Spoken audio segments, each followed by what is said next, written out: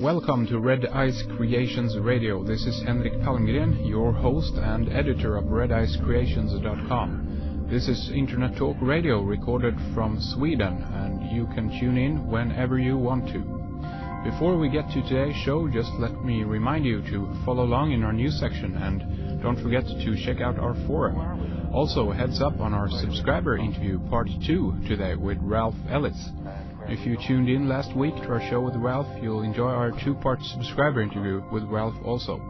Check it out. There's much more information available at redicecreations.com under subscribe. Now, for this Thursday's program, we called up Mike Hagan of RadiOrbit, and he willingly shared with us his version of reality. And as Mike himself left the ground and took off, he forced us all into orbit.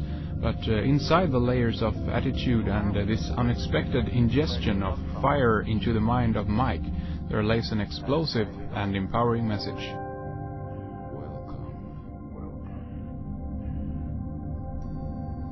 How's the show going? Good response on it? Growing all the time, I guess? It's weird. Are we recording right now? We are actually recording, but this is not on the record, so to speak. Okay, no problem. Yeah. And in fact, I don't give a shit.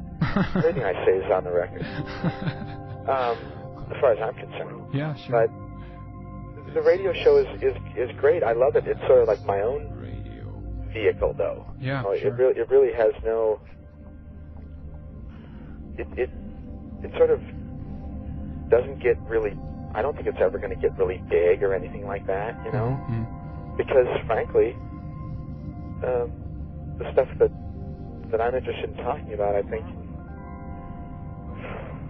you know, it's just people either get it or they don't, and I'm not really interested in peddling a whole lot of stuff, you know what I mean? Yeah, sure. I'm not interested in selling a whole lot of things or anything like that. I sort of think that the answers are sort of here, and we have, you know, it's great fun to share ideas and expose, you know, untruths and all that sort of stuff. Sure. But I mean, how many people are really getting into it? My own show? Very few, frankly. Yeah.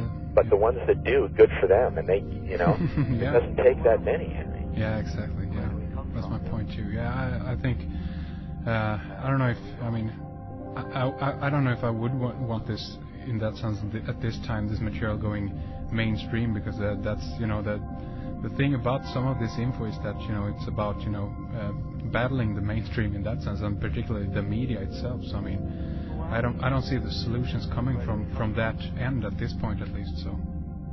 Yeah, I mean, and you're in Europe. You know, I mean, you're coming from a completely different perspective, sure, than my American one, but we come to the same conclusion. Yeah, sure, yeah. And that's basically that, you know, what's being peddled by the powers that be, regardless of whether it's Europe or America or China or whatever. I mean, it's bullshit.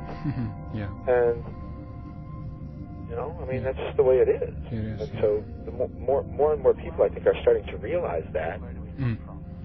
And the fact that you and me are able to talk about it, I think is something that's really important for people to recognize, because there's a whole lot of, you know, there's a whole lot of capitalization on fear on all sides, from all different perspectives. You know what I mean? Sure. There are people that are doing good work. There are people that are doing good work, you know, that are exposing untruths and that are bringing things to light that have not been exposed to light for a long time, and this sort of thing. But at the same time, those same people, you know, fall victim to it in a certain sort of way, you know?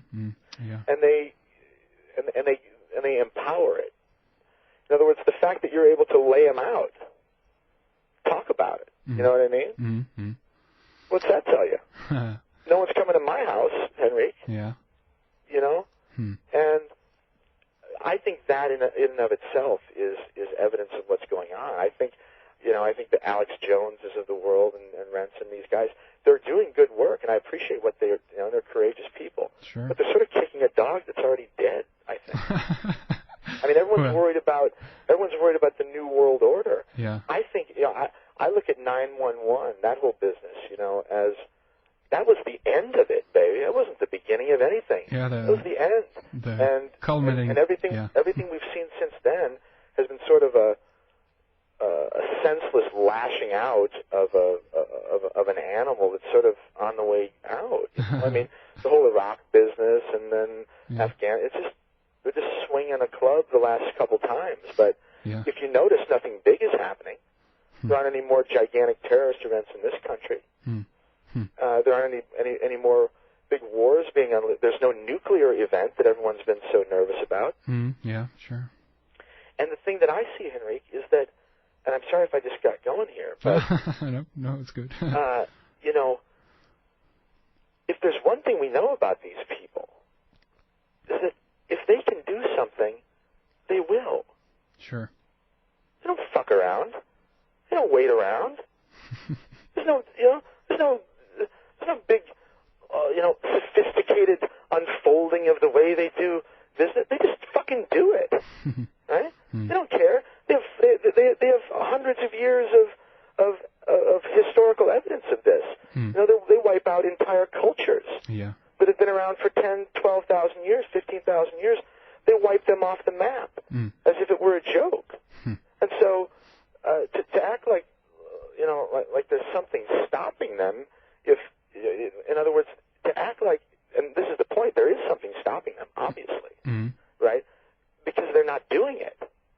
The idea that they're going to wait around, I mean, I think we're waiting for something that's not going to happen. I think we're seeing less and less control,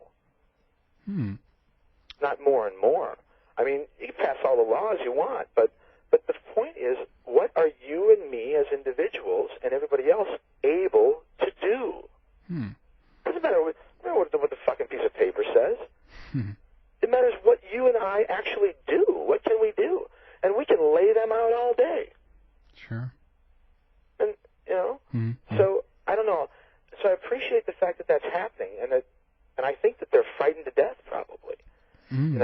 But I don't spend much more time there. I sort of did it. 9/11 was obviously an inside job. Nobody really knows what happened. I don't think. Yeah, sure. We know that we're being lied to, and if people don't get that, if they haven't figured that out, well, that's their problem. It's evolution. It's an intelligence test. You think so? I think so. I mean, I really do. I think that it's just an intelligence test. And the people that recognize things for what they are and just keep moving forward with their own life and their own agenda. It's not like you and me don't have an agenda. I don't know. I do. I want good things for my family and my friends and my circle. Yeah, I was going to say that. My agenda is to, spread interest in these areas and, all the things we, talk about here on this show and so forth. That's the... we sort of got off the bat just sort of informally, and I want to thank you for doing Red Ice. And for people who are listening, I've known Henrik for a number of years, and I actually was introduced to his website long before he was doing radio. And he's been doing great work there for a long time. He's also a talented musician. And I appreciate your appreciation, Henrik, of the arts and creativity, because that's what I sort of think is happening. I think that in the midst of everybody being scared shitless about all this stuff, what we're forgetting to do is just do our art. We need to be doing art and pushing the creative pedal, which is actually what you're doing, whether you realize it or not. Yeah, absolutely. That's what all this stuff is. Absolutely. Internet radio across the world. You know what I mean? My God. It's beautiful art. It is. Yeah, Mike. This is a very, this is an excellent start.